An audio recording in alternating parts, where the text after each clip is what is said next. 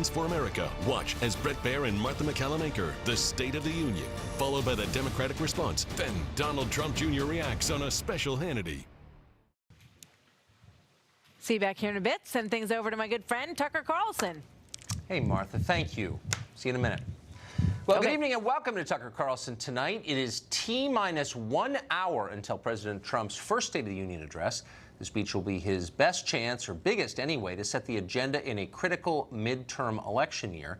Tonight, our roster of guests is long. It includes Brit Hume, former House Speaker Newt Gingrich, Democratic Congressman Tim Ryan, former DNC Chair Donna Brazile. She'll tell us about the left's 6 separate responses to the speech tonight. Well, former Maryland Governor Martin O'Malley will explain why President Clinton's position on illegal immigration is now considered racist 20 years later. Also on the program, a Republican congressman who says illegals in attendance tonight ought to be arrested on the spot. But first up, an overview. What can we expect tonight from this speech? Fox senior political analyst Brit Hume has seen a lot of them. He has perspective. He joins us tonight. Thanks for coming on, Brit. So, you bet, Tucker. The obvious one, every president goes into these trying to accomplish things, maybe one big thing. What do you think this president hopes to accomplish with this speech? Well, I think he's hoping that he can get the Democratic opposition to warm up to him a bit after a confrontational and quite combative first year in office. He's looking ahead with his agenda in his hand to see what he can get done, and he sees that he can't do it with 50 votes in the Senate, and he might be able to command the House. So he needs to get the Democrats to come along with him. That's what the DACA proposal is about. And so the tone, I think, will be different from what we heard in his inaugural address, more like what we heard in that speech he made to Congress last year, which was not officially a State of the Union address, but for all intents and purposes it was. Same setting, same audience, and so on. Same TV audience, one presumes. So I think that's what he's going to be trying to do. It's going to be interesting to see him do it because, being warm and cuddly and friendly and accommodating is not what he's famous for. No. So this will be very unlike the rallies he's been doing all year. Does he have any hope of winning any Democrats? Are they allowed to support him in any way now, do you think? Well, let's look first of all at the immigration issue, which I think is front and center now because we have deadlines coming up and so forth. We had a government shutdown over it just recently. I think he's made what I think from the conservative side would be seen as a pretty generous offer, not only to legalize and provide a path to citizenship for the DACA group already here, but to all those who are eligible for that program who have not yet signed up for it. We're talking about well in excess of 1 million people.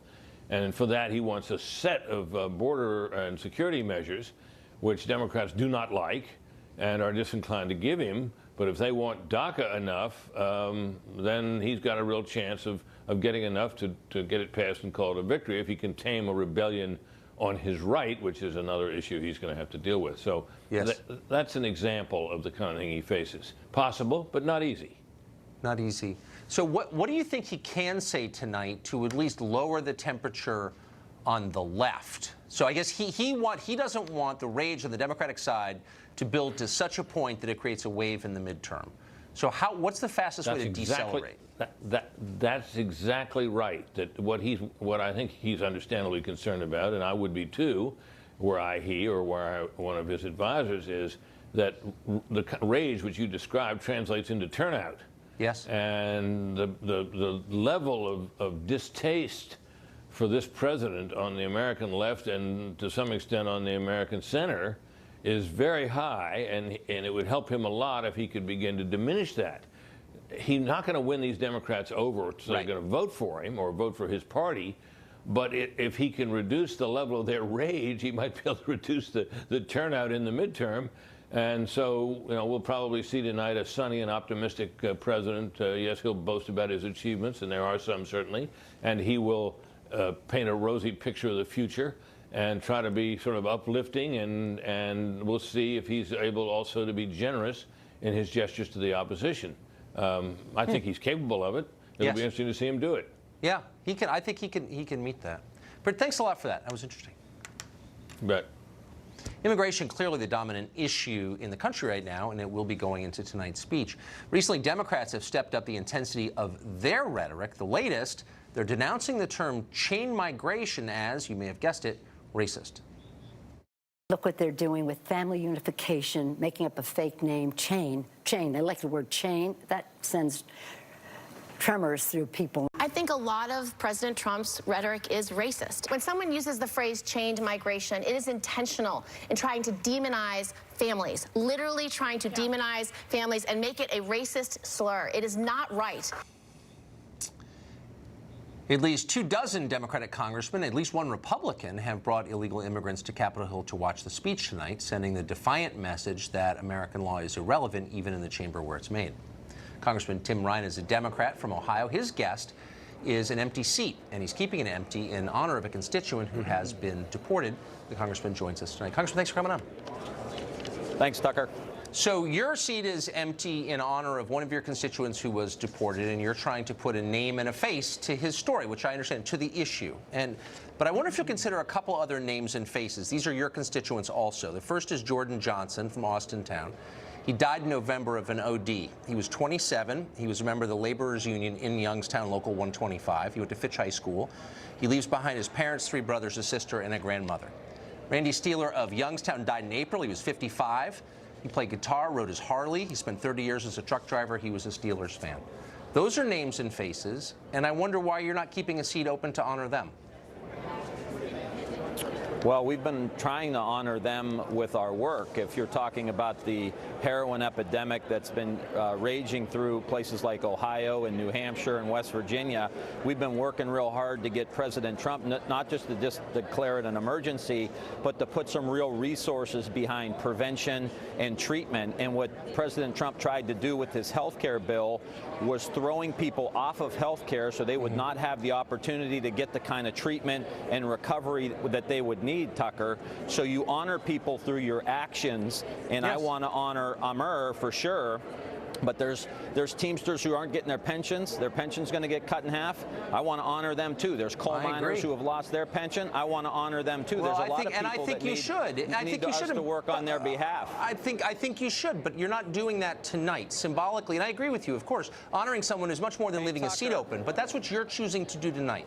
You have one seat open, and you're leaving it open for someone who's deported, not for the people losing their pensions or your constituents who've died, the thousands of them in Ohio who died last year of drug ODs, but for someone who was deported for fraud. Why is that? Hey, Tucker, you're talking about this issue. And so, therefore, this empty seat is already working because you're talking about a man who's been in this country for 40 years, American wife, 4 American daughters, paid taxes, was the first business person to move into downtown Youngstown when no one else would to start a business. And we've had a renaissance since then because of his investment. You think it's a good idea, with a case that has a lot of discrepancy to it, for this man not to have a fair hearing of the facts of the case, which is all we asked for? You think it's a good idea that he doesn't even get a fair hearing and he gets ripped from our community and his family? I'm not saying that. America's no, but better hold than that, on. Tucker. Wait, slow down. I'm not saying that. And I have no trouble believing he was a great guy. I think a lot of immigrants, including those here illegally, a lot of them are great people and they work hard. And if they're deported, it's sad. But it doesn't answer the question that what do you do with people who are here illegally? You're a lawmaker. If you don't like the law, you have a chance to change it. You're arguing instead to ignore it. Why? No, I'm not arguing to ignore the law. Yes, you are. I was, in this particular case, I was asking for this man to have a fair hearing of evidence in his case that nobody has heard, that would allow him to assimilate into the country. Yes. And this issue we're dealing with DACA and with the Dreamers was not an issue until President Trump made it an issue. And let me just say one thing, Tucker. This is not an either or. I am for border security. I am for making sure we have enough border patrol to make sure drugs don't get in our country. I'm for throwing felons the hell out of the country. But when you are someone who's a law-abiding citizen, you're paying taxes, you're a net benefit to the United States. I think if you pay a fine, if you pay some back taxes, and you learn English if you don't already know it, we should figure out a way in the next 5 to 10 years to get you into the country and then expedite people who are waiting in line now. You can pass that law. And by the way, look, I think what you're describing sounds like a sad situation. There are a lot of sad situations in Ohio right now. 4,000 people died of drug ODs.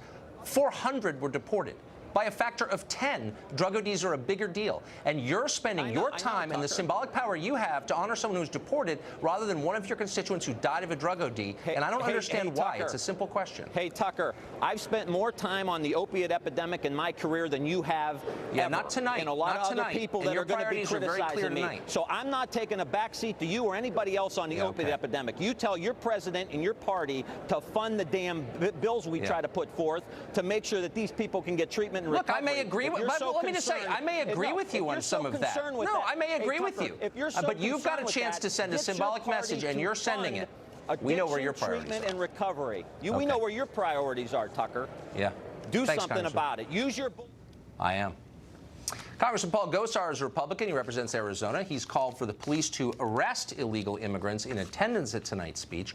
Capitol Police say they don't have the resources to do that, even though they don't know the names of the people who are there, as well as the congressmen they're accompanying, because they're in the newspaper. Meanwhile, Republican Senator Jeff Flake tweeted this in response to Gosar's proposal, quote, "This is why we can't have nice things," meaning that when Republicans get power, they break things. He's not the only Republican who is casting aspersions on Congressman Gosar, and of course Democrats are united in their contempt for his suggestion. The congressman joins us tonight. Congressman, thanks a lot for coming on.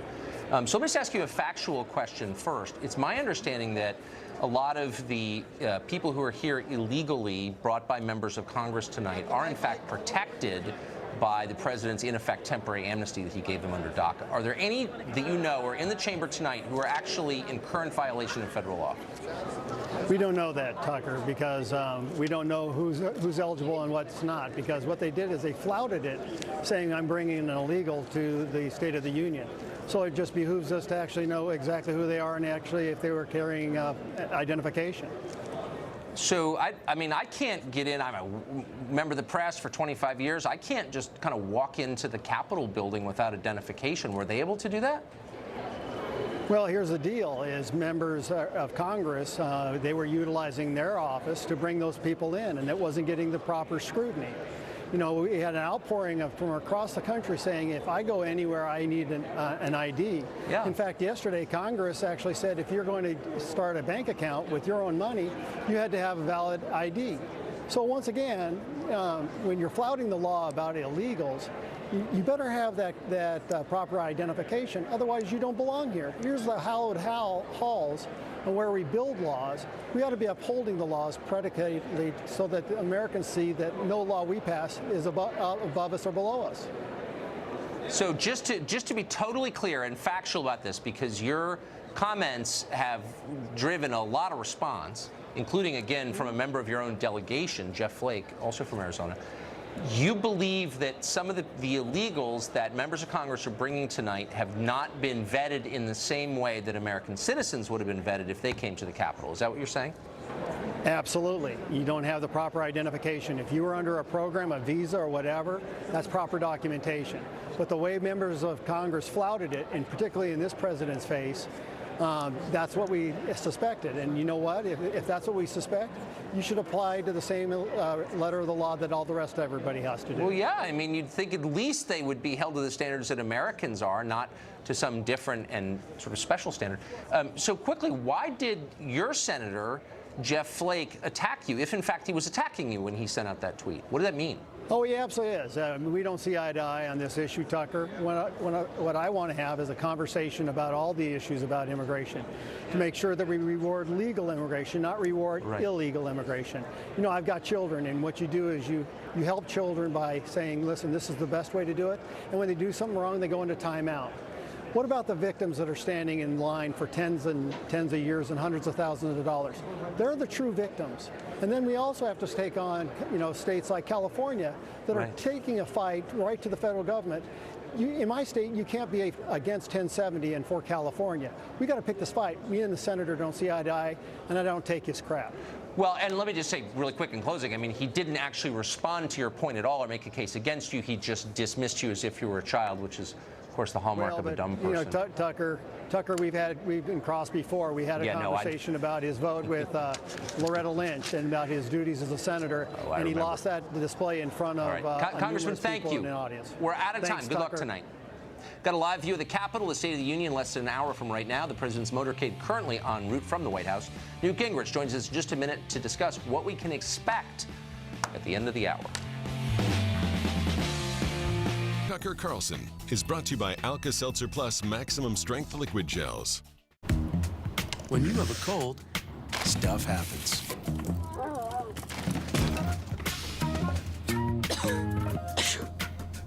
Nothing relieves more symptoms than Alka-Seltzer Plus Maximum Strength Liquid Gels.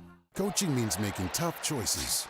Jim, you're in. But when you have high blood pressure and need cold medicine that works fast, the choice is simple. Coricidin HBP is the #1 brand that gives powerful cold symptom relief without raising your blood pressure. Coricidin HBP. Take off for Mexico with Expedia. One click gives you access to discounts on thousands of hotels, cars, and things to do, like the Royalton Riviera Cancun, for 54% off.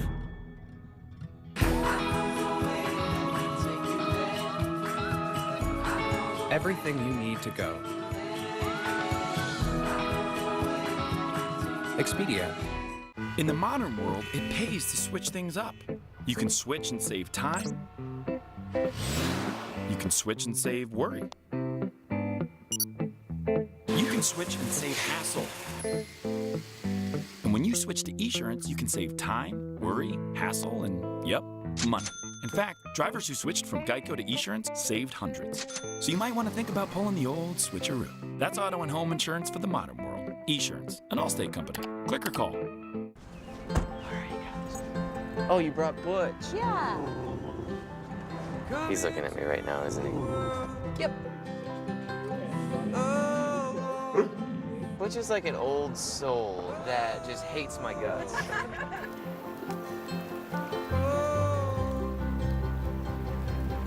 You can never have too many faithful companions. That's why I got a Subaru Crosstrek. Love is out there. Find it in a Subaru Crosstrek. Fox News Channel on Sirius XM. Your favorite shows on Channel 114. Plus, every story, every 15 minutes. Fox News headlines 24/7 at Channel 115.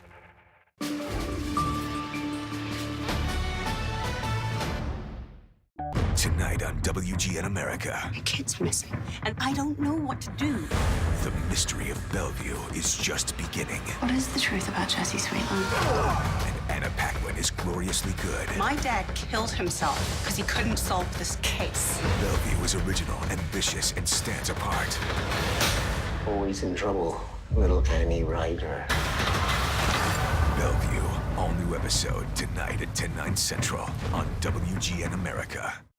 Team USA speed skater Joey Mantilla has speed on the ice. I've got 3 speeds: fast, faster, and fasterest. And the speed to stream everywhere with Xfinity Mobile, America's largest, most reliable 4G LTE with the most Wi-Fi hotspots. And it's included with his internet, giving him the fastest speeds and the best in-home Wi-Fi experience. Shh, trying to watch something here, man. Xfinity is America's best internet provider according to speedtest.net. Get the fastest speeds and up to 5 lines of Xfinity Mobile included. Click, call, or visit a store today to learn more.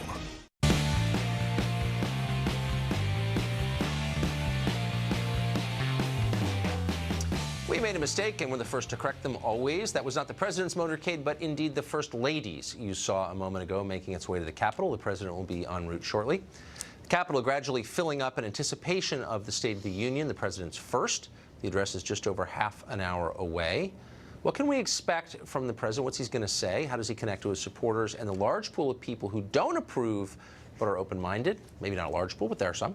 Former House Speaker Newt Gingrich joins us tonight, a very connected person. You are very connected. What do you think he's going to say, Mr. Speaker? Well, I think this is going to be a speech about America, about our identity as a country. I suspect he's going to talk as President of the United States, not the leader of the Trump faction. I think he's going to say legitimately that the economic policy is working and that people are already seeing it in their pocketbook in ways that are real and vivid and tangible. And I think he's going to call for a bipartisan effort to fix immigration, both in terms of the dreamers, but also in terms of protecting Americans from people who have been here illegally and who've committed crimes. And I think he has several guests. I mean, if you go down the list of who the guests are, he has several guests who had direct relationship to being attacked by MS-13, the El Salvadorian gang, other kind of problems. So I think it'll be a speech designed to set the stage for a year of trying to work on things. I mean, I think Trump understands that the next phase of where he's at is to find a way to do infrastructure that has to be bipartisan, find a way to get to a bipartisan agreement on immigration, but to do it within a framework that's his values and his beliefs. So you said he's going to talk about America as a whole country, not just a series of groups. It's not an identity politics vision. No, if you go back and you look at his inaugural address, which I think is really underestimated and understudied, he talked there about the fact that even at the level of eliminating racism by saying, look, we all bleed the same color blood. We're all related. He said, you cannot be a patriotic American and be a racist. I mean, and I think he will talk about America. I actually thought there was a pretty good preview in Davos, which I think surprised the global elite, because he was unapologetic, but he also wasn't hostile. He said, look, I'm for America first, and I expect Merkel's for Germany first. I am for creating a tax code and a regulatory code that says America's open for business. I hope all of you are going to come and open a factory. And I think that it's that sense of describing who we are as a country. You know, the tax cut, for example, we now have, I think, the lowest level of black unemployment. I think we tied one other time in the last 30 years. Well, that's a real tangible result. For sure. You know. His aides say he's not going to mention Russia. It's not in the text of the speech. Do you think he will not mention Russia for the course of the speech? If I'm guessing, this is a guess, because I mean, presidents can change things in the car on the way up. Even now, yeah.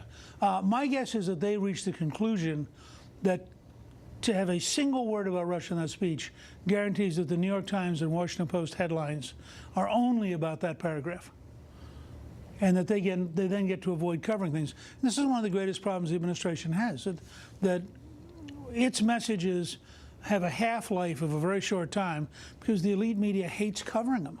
And I think actually the great challenge for the president is not tonight. My prediction is this will be a very successful speech. It will come across very well, and it will have a lot of things that most Americans, 60 or 70% of us, can identify with. The real challenge for him is going to be keeping momentum up tomorrow through Sunday and staying on these themes and not getting drug off by the news media, who want to put out some chum in the water and see if they can get Trump to go talk about something that's not productive. So really quick, you've seen a million of these speeches. You've been involved, I think, in the formation of some of them. How much of it is ad lib? Is every word the president speaks? Very small amount is ad lib for a speech that's this important. Now again, Bill Clinton one time was rewriting the speech in the car on the way up.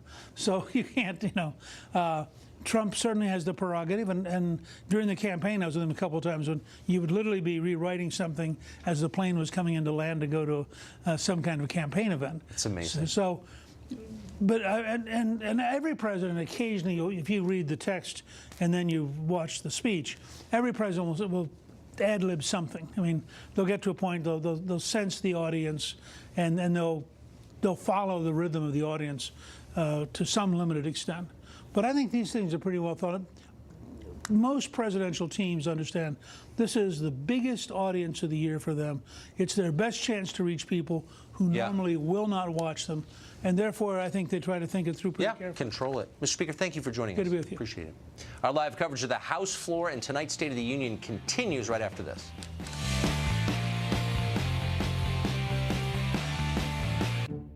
It's easy to think that all money managers are pretty much the same. But while some push high commission investment products, Fisher Investments avoids them. Some advisors have hidden and layered fees. Fisher Investments never does. And while some advisors are happy to earn commissions from you, whether you do well or not, Fisher Investments fees are structured so we do better when you do better. Maybe that's why most of our clients come from other money managers. Fisher Investments, clearly better money management. Patrick woke up with a sore back, but he's got work to do. So he took a leave this morning. If he'd taken Tylenol, he'd be stopping for more pills right now. Only Aleve has the strength to stop tough pain for up to 12 hours with just one pill. Tylenol can't do that. Aleve, all day strong, all day long. And for pain relief and a good night's rest, try Aleve PM for a better AM. Running a business is not for the faint of heart. Luckily, Office Depot Office Max is here to take care of you.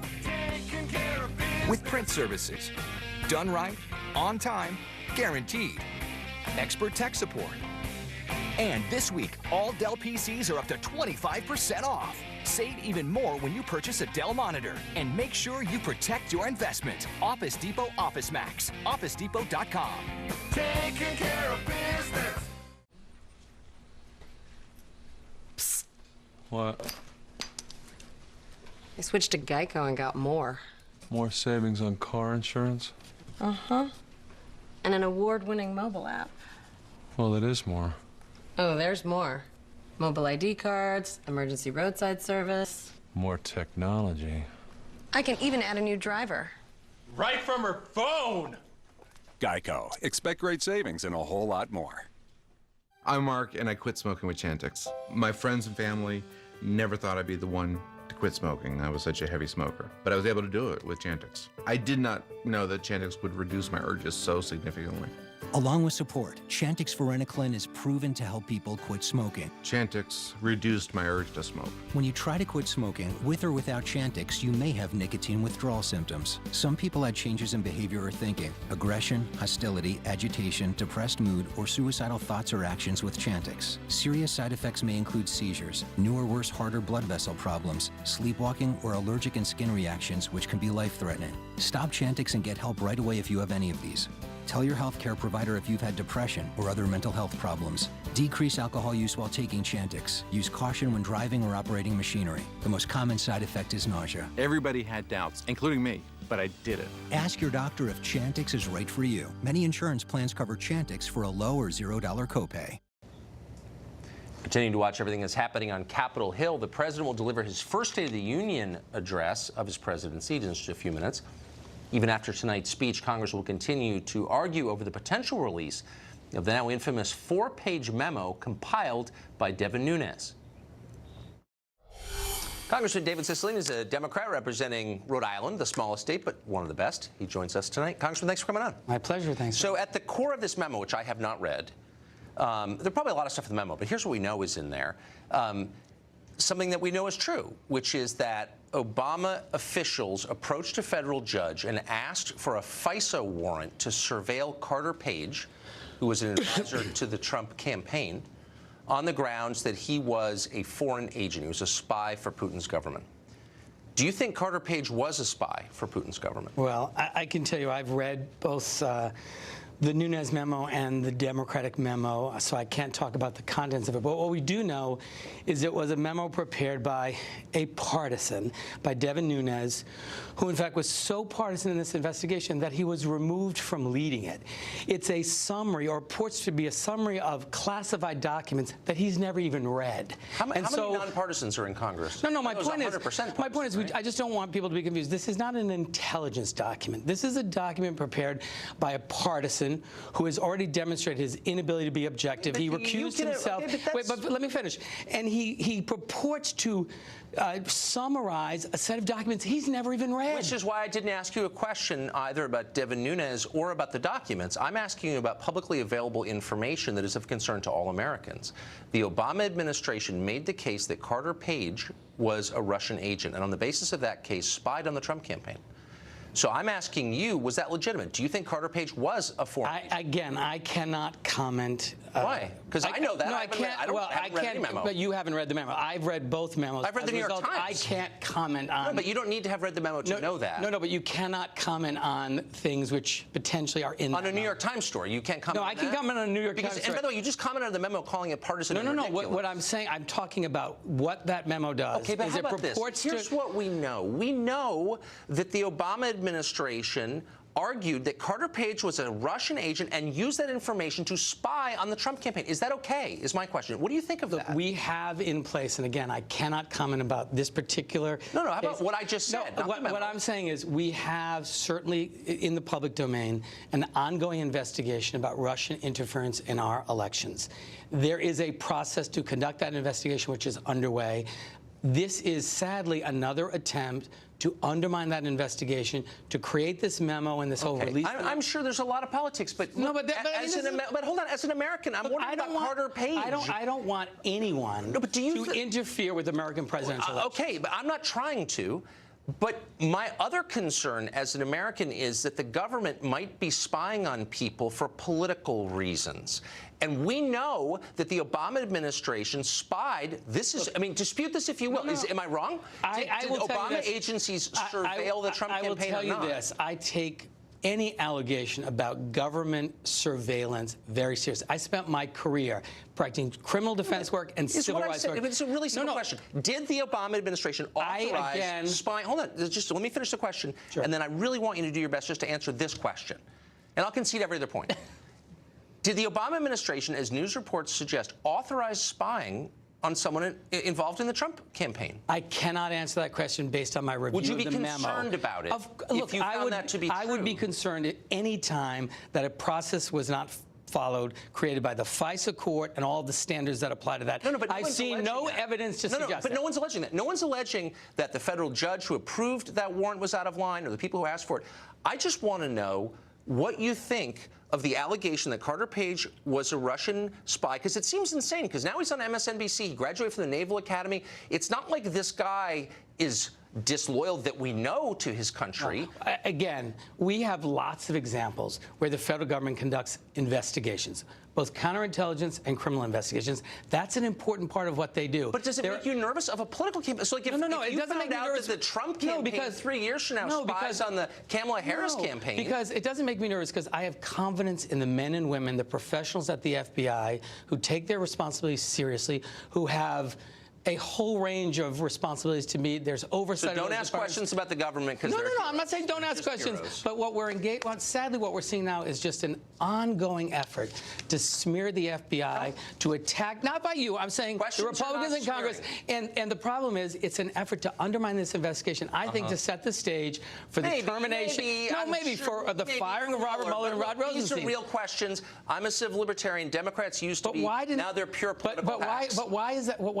Why is it, Tucker, then, when the Democrats sought release of the Democratic memorandum, which went point by point to answer those questions, every single Republican on that committee voted against it? I don't know. I think it should all be released tomorrow. I mean, I'm on the releasing side, always. Congressman, thank you. My pleasure. Great to be with you. Looking at live pictures of the White House there, the president is leaving shortly. President Trump's address less than 30 minutes from now, the first State of the Union of his presidency. Up next, we'll ask a former Democratic National Committee chair what the Democratic Party is going to do in response tonight in the chamber. How will they react? We'll get that next. The odds are staggering. The plan is daring. Initiate. Now, Darkest Hour is nominated for 6 Academy Awards, including Best Actor Gary Oldman and Best Picture of the Year. We shall never surrender! Darkest Hour, rated PG-13. Megan's a lawyer. When it comes to presenting evidence, nobody does it better. She's also this close to finding Bigfoot, but when it comes to mortgages, she's less confident. Fortunately for Megan, there's Rocket Mortgage by Quicken Loans. It's simple, so she can understand the details and get approved in as few as 8 minutes. Apply simply, understand fully, mortgage confidently. Rocket Mortgage by Quicken Loans. Dry mouth has been a problem for me. I just drank tons of water all the time. It was never enough. My dentist suggested Biotine. My mouth felt more lubricated. I used Biotine rinse. Then I used the spray. Biotine did make a difference. Your brain changes as you get older, but Prevagen helps your brain with an ingredient originally discovered in jellyfish. In clinical trials, Prevagen has been shown to improve short-term memory. Prevagen, the name to remember. When you have diabetes, hydrating your skin is vital. Gold Bond Diabetics Dry Skin Relief. 90% saw noticeable skin improvement in 1 hour. My skin feels nourished, healthy. Gold Bond Diabetics Dry Skin Relief. Why do you need a modern software factory? Hey, do you like that app? Not really. That's why.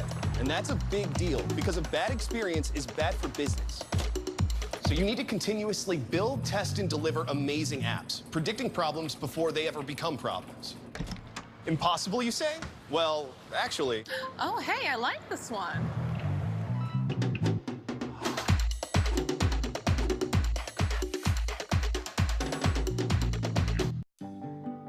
Do you have a life insurance policy you no longer need or can't afford? Now you can sell your policy for an immediate payment. We bought life insurance when our kids were young, to protect their future. Our youngest just turned 40, and we no longer needed the coverage. That got us to thinking about letting our policy go. So I did some research and called Coventry Direct. I learned that you could sell all or part of a life insurance policy, even a term life policy. Turns out, people have been selling policies like ours for the past 15 years. Who knew? We sold our policy. Now we have money to help with the medical bills. And to add to our retirement. If you have $100,000 or more of life insurance, you may be a candidate to sell your policy. Call 1-800-471-6800 or visit CoventryDirect.com for a free information packet. 1-800-471-6800. Coventry Direct, redefining insurance. We're now less than a half an hour from the president's first State of the Union address as president. You're looking live at the White House. The president is about to depart from there, and now we're going to take you live for the first time to the House floor. Hundreds of members of Congress, several dozen illegal immigrants who've accompanied them will watch the president's address. Speaker Paul Ryan is about to call the House to order. Will there be no fewer than 6 responses to the president's address from the left? One of them has already happened last night. Celebrities and activists, 2 categories that have become virtually the same, gathered in New York for the so-called People's State of the Union address. Here's part of it. As we seek to rid ourselves of Trump, we must also cleanse our American soul of its white male privilege, its voracious greed, and its enforced ignorance. Don't feel complacent about the Trump administration's dismal approval ratings right now until he and his whole racist crony cabinet are out of power. Donna Brazile was famously chair of the DNC during the 2016 election. She recently wrote and released a terrific book called Hacks about that race, and she joins us tonight. I just got to ask you, Donna, the first question. When people look at Michael Moore, do you think anybody says, I'm kind of on the fence, but that guy looks such a great guy, such a happy person. Whatever he's into, I'm going to be into. Well, you know what? Is there anyone who thinks that? You know, Tuck, I watched a little bit of it. It's like an old-time revival. Yes. I mean, the Democratic Party is going through a period where there's so much excitement. The resistance is getting stronger. And so to have people like Michael Moore and others, look, we cannot afford to get rid of anybody. We need more people. In fact, there's an opening for you, Tuck, if you want to come on over. Because I listen to what your leaders say, and I'm excluded on the basis of things I can't control. Like what? Well, Michael Moore? Michael Moore has he has the same tools in his toolbox. Come on. Okay. I don't need to open up your So, kit. but it's interesting. No, but there's a legitimate question here, which is, so the Democratic Party and the left is united in dislike of Trump. I understand that. And this has happened on the right, too, with Obama or Clinton or whatever. But it doesn't answer the question of who's in charge, really. What does the Democratic Party stand for? If you could point to one person who embodies the values of the party right now, who'd it be? Well, tonight you're going to hear from 2 of our rising stars, Joe Kennedy and Elizabeth Guzman. They represent the future of the Democratic Party, and they're going to talk about how to build an economy that works for everyone, not just the top 1%. The Democrats are coming out of the wilderness, but we're coming up with a message that will resonate with the American people who work paycheck to paycheck, who want to see more than a trickle-down tax cut. So I hear that and I say the message, okay, so here's a party that nominated the wife of a former president, and now the response is one of the Kennedys. I think, well, I guess it's a hereditary position leading the Democratic Party, is it? Well, you know what? The Kennedy family, like the Clinton family, like the Dole family, like the Bush family, these are families that have dedicated themselves to public service. I am very excited about hearing Joe Kennedy III. But that seems more the past than the future, doesn't it?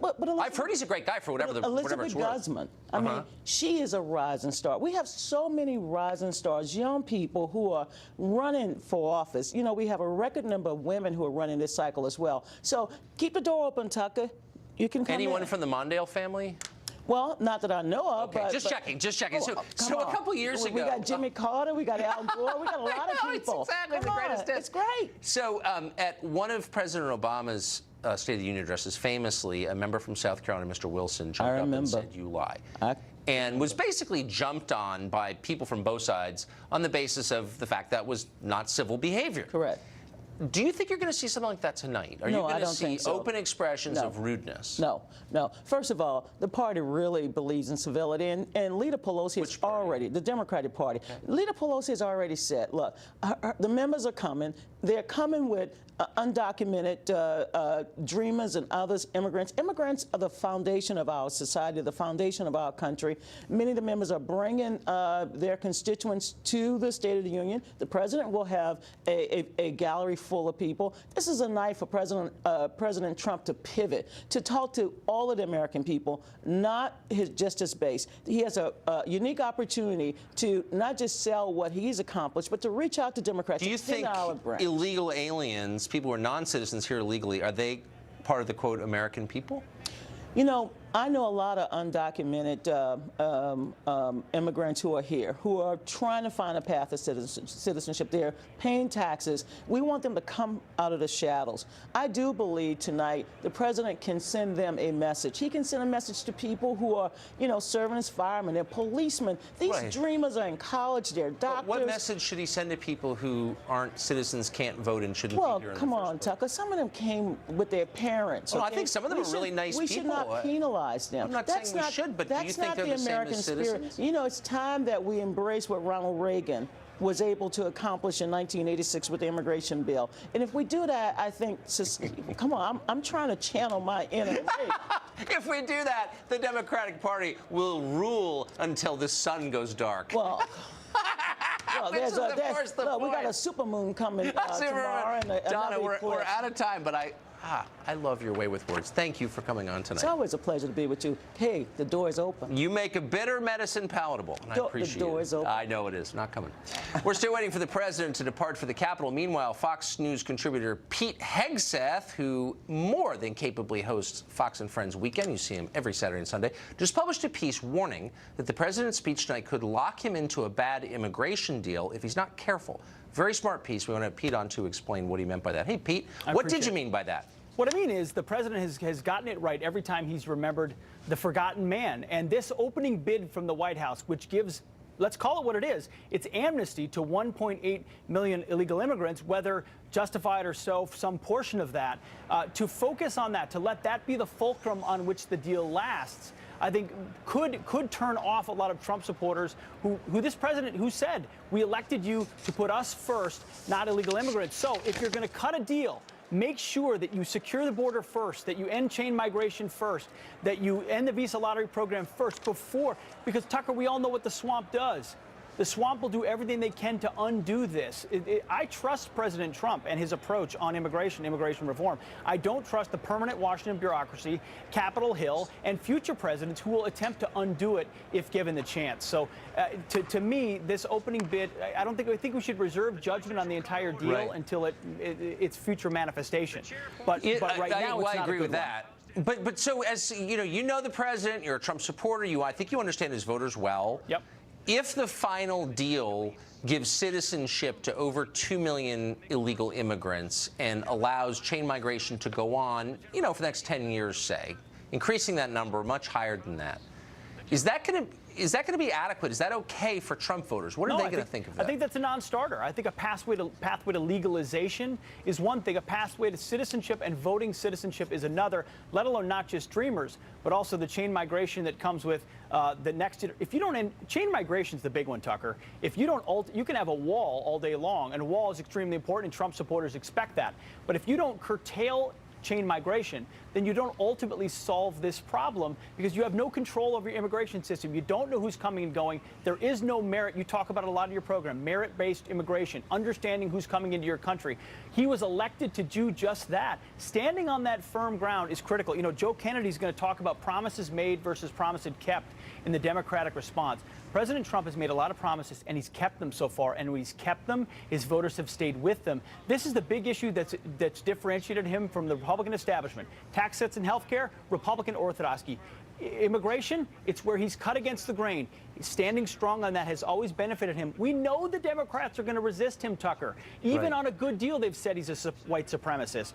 We can tease that out all day long. Let's work on a deal that understands the rule of law, patriotism, citizenship, sovereignty, and doesn't give away amnesty to folks who are here illegally. He just didn't run on that. No, he didn't. Do you think the views of some of the Republican senators who've been involved in crafting this legislation, I'm thinking of Jeff Flake of Arizona, particularly Lindsey Graham of South Carolina, do you think their views mirror those of Trump's voters, of the Republican electorate, of the people who put this president in power in the first place? No, I mean, I've known Lindsey Graham for years, but there's a reason he got 1% in the primary, is because he doesn't reflect the Republican electorate, and his views aren't in keeping with Pete, our you Americans. can probably, I just want to interrupt really quickly. You can see on your screen that's the President of the United States walking to his limousine on his way to the Capitol for his first State of the Union address. I'm sorry, Pete, go ahead. Absolutely, and you can imagine the weight of the world is on him. What he says tonight will stick with him as it pertains to a deal on immigration. He's going to talk about bipartisanship, but it's been clear so far that Nancy Pelosi and Chuck Schumer have no interest in reaching across the aisle. You know, and if he's going to reach so-called moderate Democrats, Tucker, on the Senate side, it better be so based on political imperative and not on giveaways, because Trump supporters are not going to be okay with giveaways on amnesty, giveaways on chain migration, giveaways on visa lotteries if they don't get a wall and they don't get actual solutions on immigration. It is his signature issue. So if he talks about legalization, that's okay. Citizenship is a whole other thing. But again, we're in the beginning stages of this deal, and I have faith in him, but not Congress. Thanks for that reality check, Pete. I appreciate it. Thanks, Tucker. Appreciate it. So it'll be the first time that illegal immigration became a major issue during a State of the Union address, believe it or not. 23 years ago, then President Bill Clinton, you may remember this, said this, watch. All Americans, not only in the states most heavily affected, but in every place in this country, are rightly disturbed by the large numbers of illegal aliens entering our country. The jobs they hold might otherwise be held by citizens or legal immigrants. The public service they use impose burdens on our taxpayers.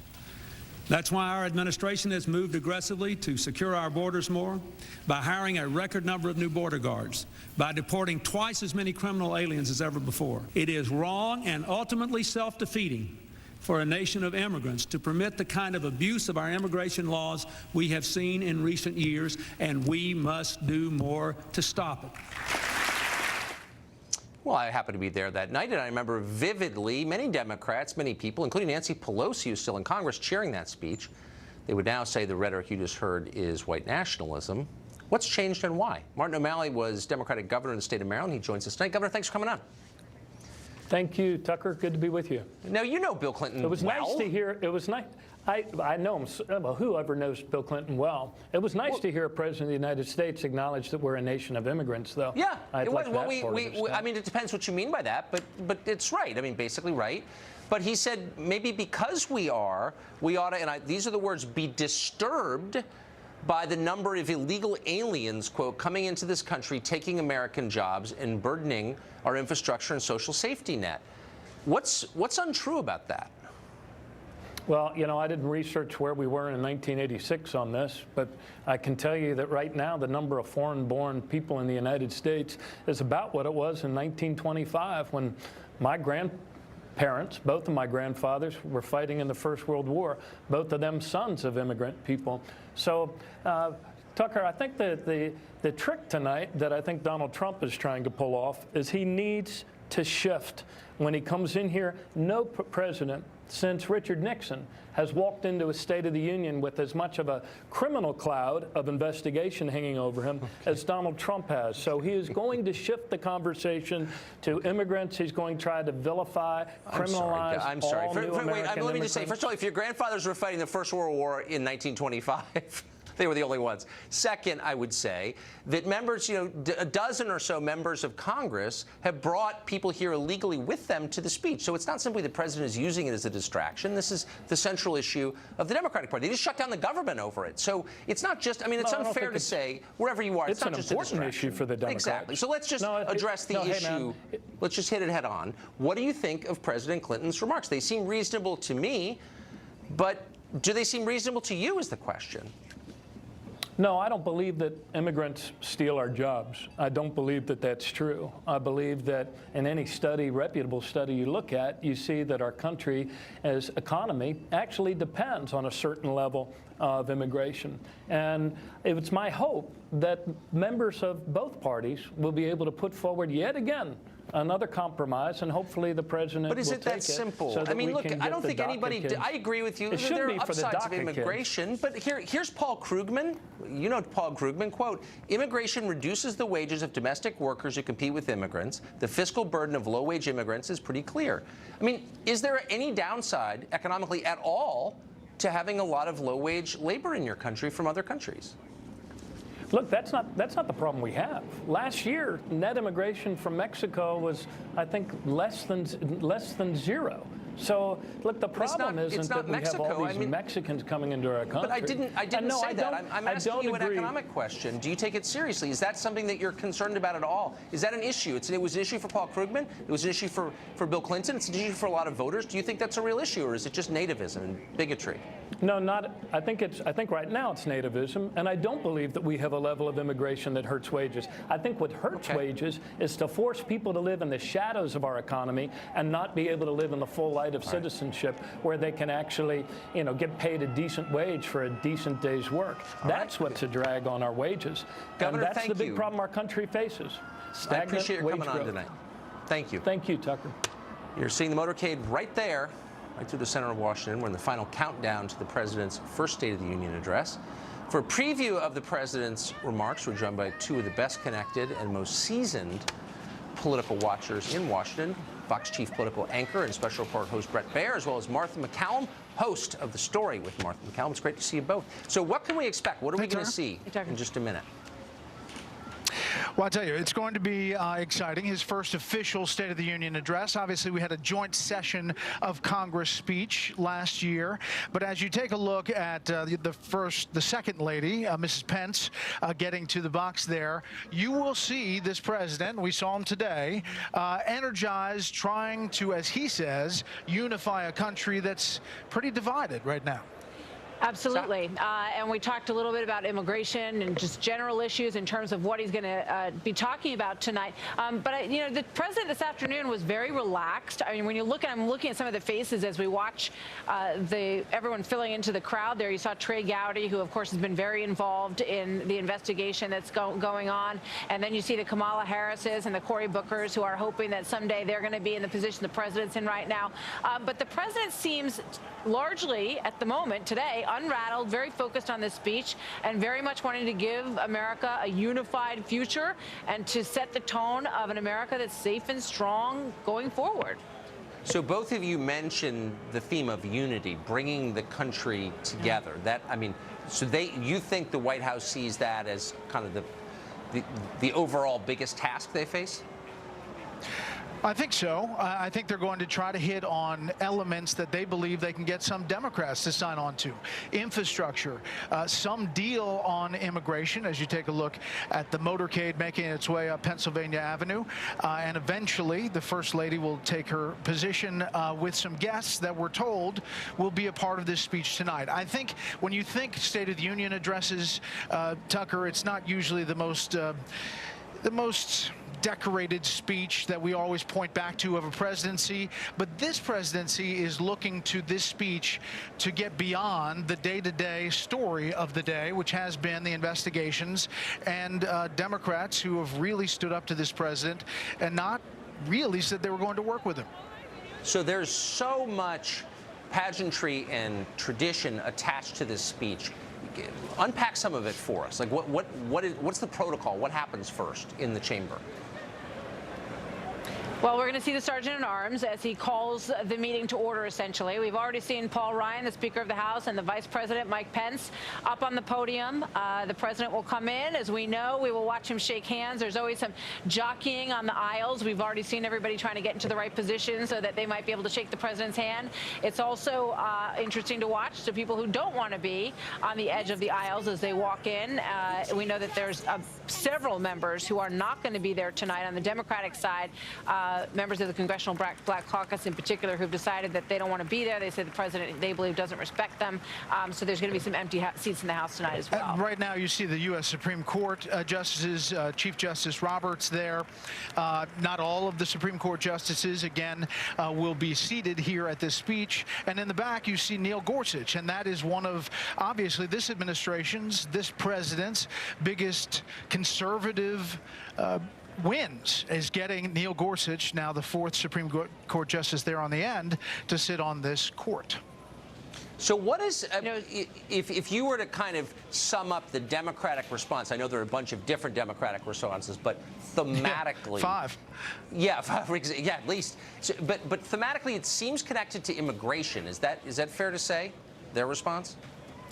Yeah, we're going to hear from Joe Kennedy III, definitely a shining, bright young star on the Democrat side. He's an interesting choice for tonight. He's 37 years old, graduate of Harvard and Stanford, and he is clearly somebody that they would like to shine for them tonight. As we all know, it's a difficult spot.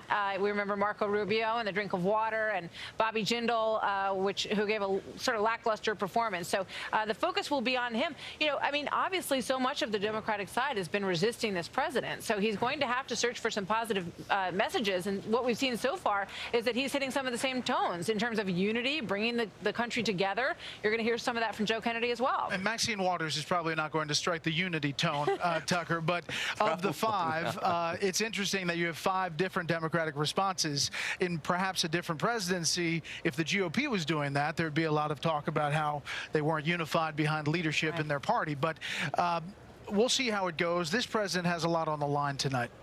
So, I mean, both know the temperature in this city is really hot right now. People are emotional. Except right here. Yeah, except you're always pictures of cool. But I wonder, in the chamber, are Democratic leaders concerned about outbursts during the speech? Nancy Pelosi, we're told, gave a speech that said, don't do it. Stay in line. Interesting. Don't have an outburst.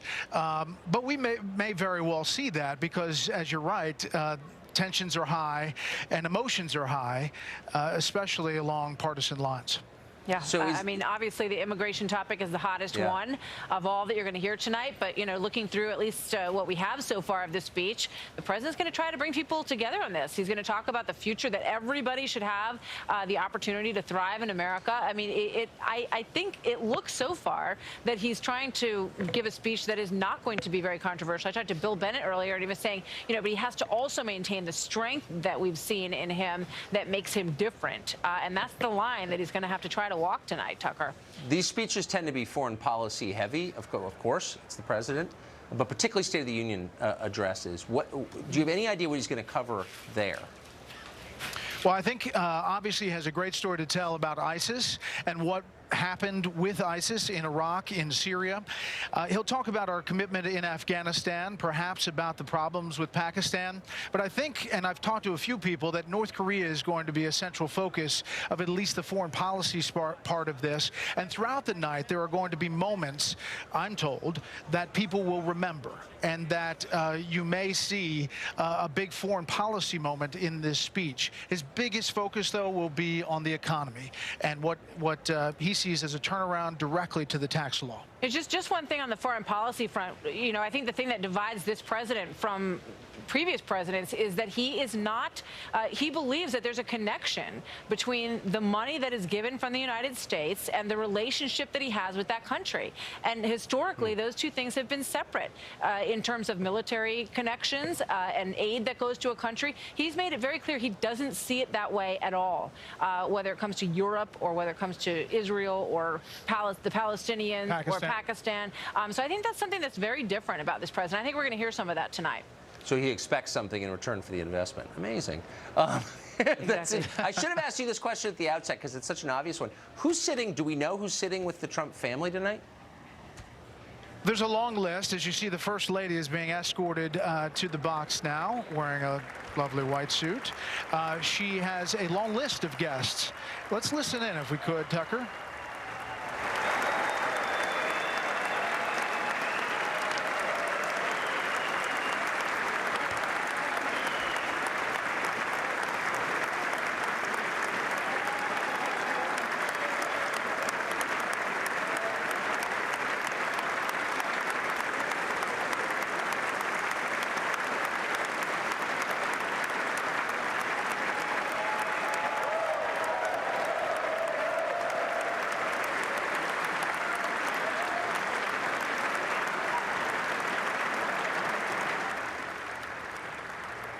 Obviously watching the First Lady of the United States, Melania Trump, just entered the chamber.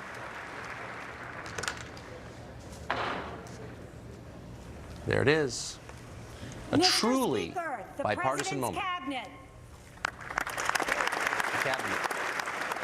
President Trump's cabinet. One cabinet member traditionally missing, always from every State of the Union address.